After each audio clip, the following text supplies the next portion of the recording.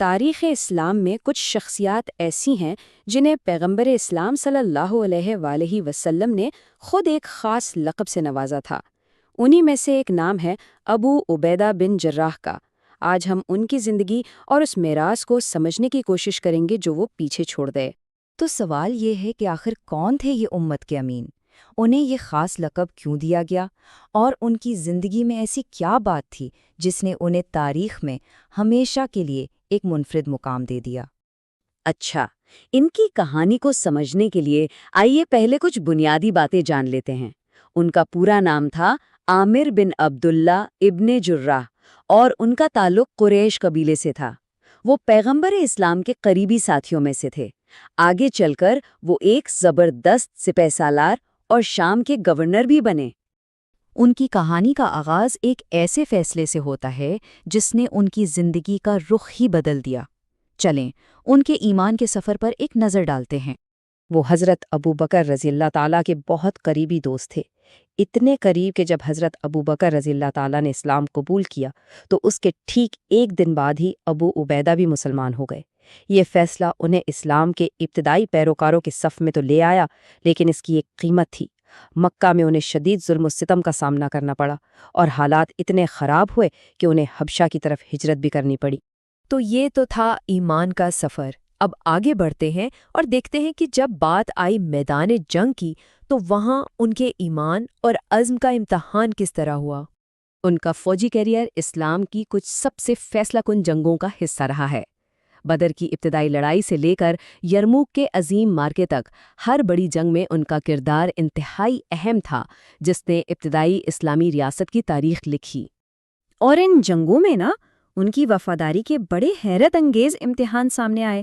مثال کے طور پر جنگ بدر میں انہیں اپنے ہی والد کا سامنا کرنا پڑا جو مخالف فوج میں تھے، اور پھر جنگ احد میں جب فوج میں افراتفری پھیل گئی تو وہ ان گنتی کے چند لوگوں میں سے تھے جو پیغمبر اسلام کے دفاع میں اپنی جگہ پر ڈٹے رہے۔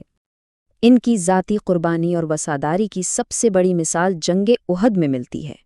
جب پیغمبر اسلام کے چہرے میں ذرے کی 2 کڑیاں پھنس گئیں تو ابو عبیدہ نے انہیں اپنے دانتوں سے کھینچ کر نکالا اور اس کوشش میں ان کے اپنے 2 دانت ٹوٹ گئے۔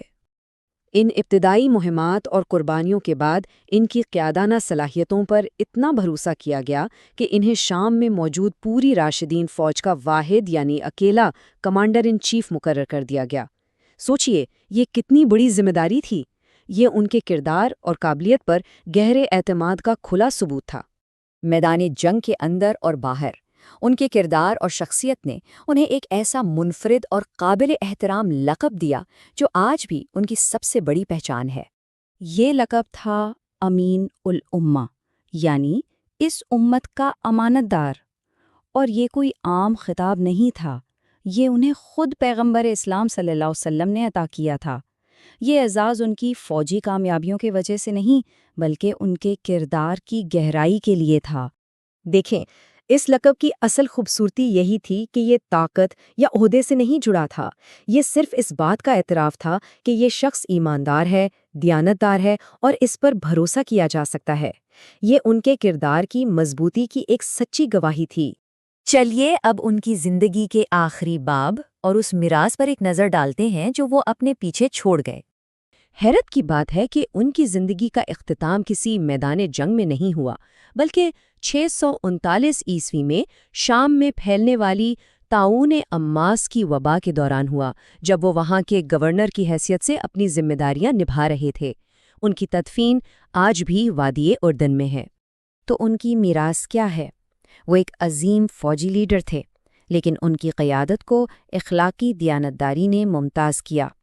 وہ ان 10 خوش نصیب صحابہ میں سے ہیں جنہیں دنیا میں ہی جنت کی بشارت دی گئی، اور ان کا لقب امین الامہ آج بھی ان کی شخصیت کا سب سے پائیدار تعارف ہے۔ ابو عبیدہ بن جراح کی کہانی ہمیں قیادت کے حقیقی جوہر کے بارے میں ایک گہرے سوال کے ساتھ چھوڑ جاتی ہے۔ کیا ایک عظیم لیڈر صرف طاقت اور فتوحات سے بنتا ہے یا پھر اس کی اصل بنیاد کردار، دیانت اور عاجزی پر ہوتی ہے؟